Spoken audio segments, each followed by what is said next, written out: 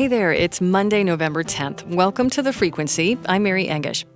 In this episode, New York's governor has a new challenger. Local housing authorities that help Vermonters pay rent are asking the state for help after federal funding cuts, and whether this year's drought is affecting some important food sources for wildlife. First, this news.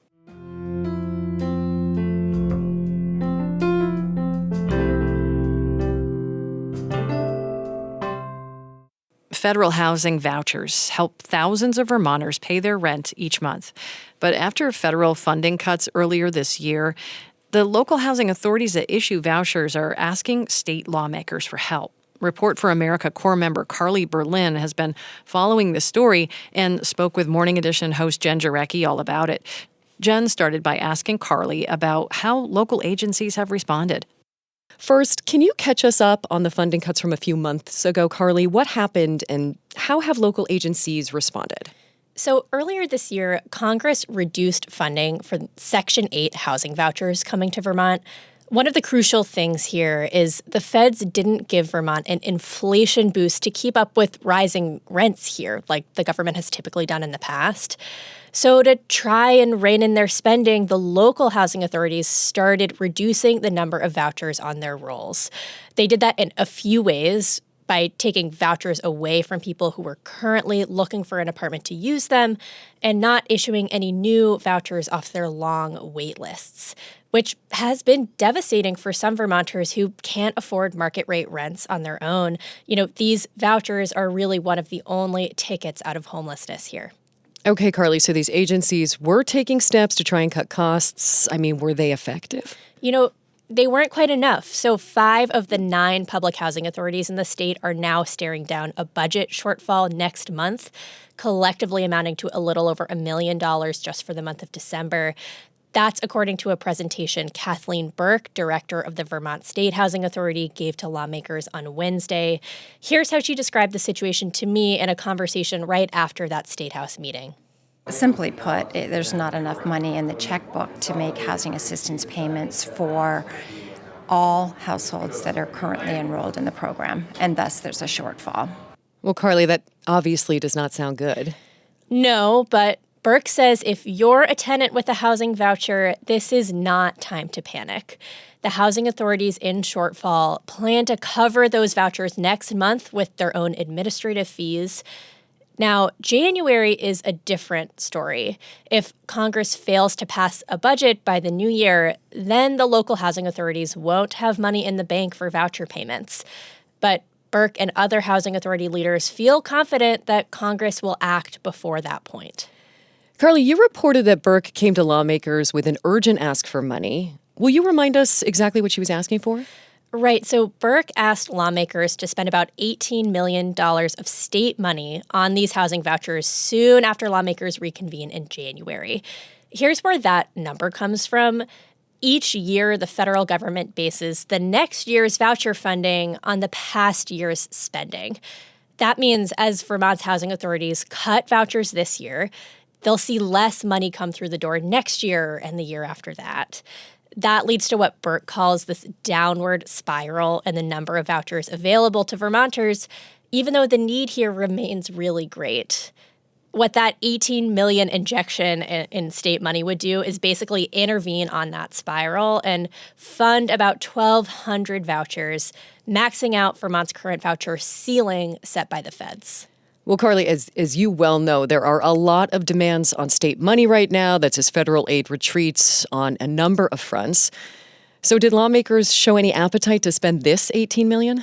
You know, this number clearly struck lawmakers as large. The chairs of the House and Senate housing committees told me that they need to clarify exactly what the housing authorities need to stay afloat right now.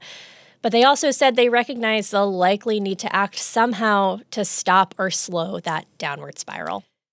That was Jen Jarecki talking with Report for America Corps member Carly Berlin. Carly covers housing and infrastructure for VT Digger and Vermont Public. You can find much more on this story at vermontpublic.org.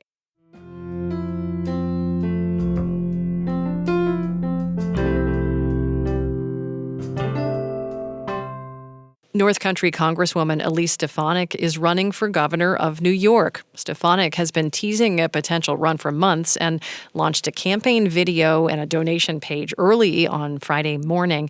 Stefanik represents New York's 21st congressional district. That's a sprawling region. It includes towns like Plattsburgh, Rouse's Point, Malone. Stefanik is widely known as a fierce supporter of President Donald Trump, who nominated her last year to be ambassador to the United Nations. Trump later rescinded that nomination because of Republicans' narrow majority in the U.S. House. The Associated Press notes that New York Governor Kathy Hochul already faces a primary challenge from her lieutenant governor, Antonio Delgado. And in a special election this week, a portion of voters in Stefanik's district elected Democrat Michael Cashman over Republican Brent Davison. If you're driving to Vermont's largest airport to take a flight and you need to park, note that you might encounter some delays because starting today at Burlington International Airport, they're installing a new parking kiosk system, and that could cause some temporary delays in parking areas. The airport's website suggests arriving earlier than normal for parking. Letters written by a Union soldier from Glover are helping modern readers understand the complexities of the Civil War. The letters of Dan Mason form the backbone of a new nonfiction book by Tyler Alexander. Tyler's from Richmond, and Alexander recently spoke on Vermont Edition. He says New Englanders' attitudes about slavery during the war were remarkably varied. Within Vermont, there are pockets of resistance to the Lincoln administration. There's newspapers in Montpelier and Burlington elsewhere that are critical of him and are calling for a restoration of the Constitution as it was, with essentially slavery intact. But they're the minority in Vermont. Alexander teaches history and politics at Champlain Valley Union High School in Heinsberg.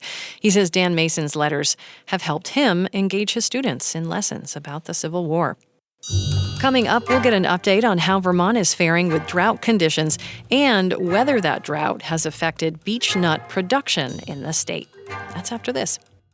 Thanks for listening to The Frequency, where support comes from 802 Spirits. When you shop at one of the 80-plus independently owned 802 Spirits stores across Vermont, you're supporting local Vermont communities. Learn more about how 802 Spirits contributes to the spirit of Vermont and the Vermont General Fund at 802spirits.com. And Springfield Cadillac GMC in Springfield, Vermont, offering a wide range of pre-owned electric vehicles starting at under $20,000. View all EV inventory at springfieldgmc.com.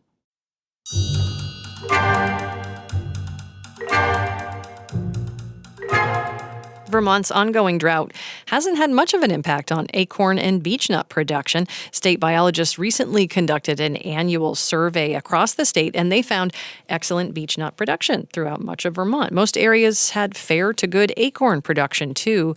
Vermont Public's Jen Jarecki spoke with Jacqueline Camo. She is with Vermont Fish and Wildlife, and Jen is here to tell us more about what she found out. Hey, Jen. I know that you love animals, all types and kinds. Oh, my God. All of them.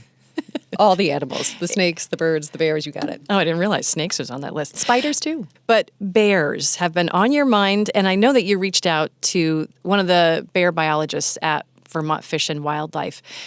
Tell us a bit about what she shared with you about what the bears are eating before they're hibernating, all that good stuff. Yeah, absolutely. You know, bear safety is really important to me. My husband and I live in a fairly rural pocket of Addison County. We see a bunch of bears. And so I had seen that recently Vermont Fish and Wildlife have done their annual survey of nut production. And so basically they're taking a look at the number of acorns and beech nuts that have dropped to the forest floor to figure out how much of this food source is available, not just for bears, but also for birds, all sorts of wildlife that eat these nuts. They refer to them as hard mast. That is sort of a nut or berry that has a hard covering, as opposed to soft mast, which would be something like an apple or a blackberry that has a softer protective covering. Fish and Wildlife was pretty happy with nut production this year. It seems beech nuts in general were probably a little bit more successful than acorns, and there are some pockets of the state where it is definitely more production. I also wanted to ask about drought because, of course, we're talking about trees here and we're talking about the environment. And Camo said that the nice thing about oak trees and beech trees is that they are so large with such robust root systems that they can handle kind of fluctuations that happen annually. The drought did not have an impact. Again, you think about when they're setting their flowers that eventually develop into the beech nuts and acorns, that's happening before the drought really hit. And again, their deep root systems seem to have been able to absorb enough moisture throughout the season for those nuts to adequately develop. Right. It was actually kind of wet in the spring. Exactly. So in that sense, she said, it didn't really have too much of a negative impact. And while you were talking with Camo, did she mention anything about bird feeders? I know lots of folks in our region love to feed the birds over the winter time.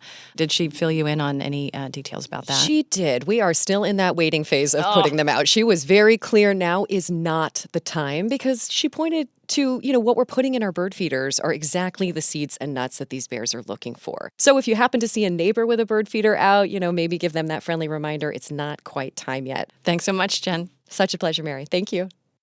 That was Morning Edition host Jen Jarecki. And more on that drought. The U.S. Drought Monitor released new data last week, and Vermont's statewide drought conditions are improving. 40%, 40.71 to be exact, percent of eastern Vermont is experiencing extreme drought. 35% or 35.23% of the state under moderate drought conditions.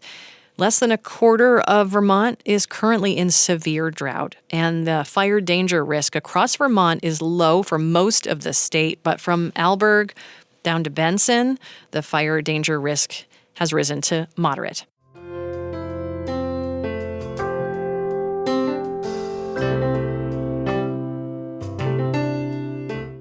And we'll leave you with a nod to an important event in Vermont history. On this day, November 10th, 1775, you probably know where this is going, the Green Mountain Boys, that's the militia group led by Ethan Allen, captured Fort Ticonderoga from the British during the American Revolution.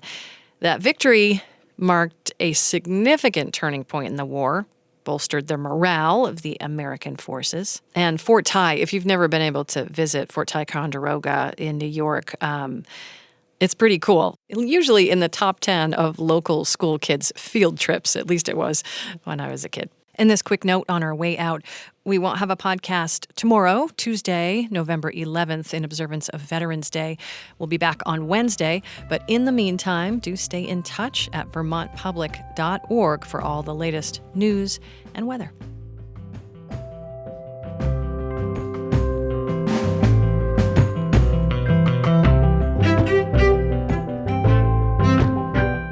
And that's the frequency for today. We had additional reporting from Michaela Lafrac and Jen Jarecki. Adia Golston produces with Stephanie Colombini editing. Our music is by Blue Dot Sessions and Universal. Talk to you tomorrow.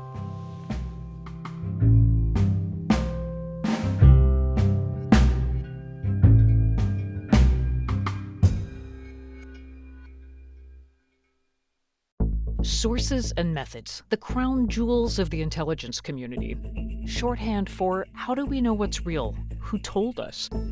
If you have those answers, you're on the inside, and NPR wants to bring you there. From the Pentagon to the State Department to spy agencies, listen to understand what's really happening and what it means for you. Sources and Methods, the new national security podcast from NPR.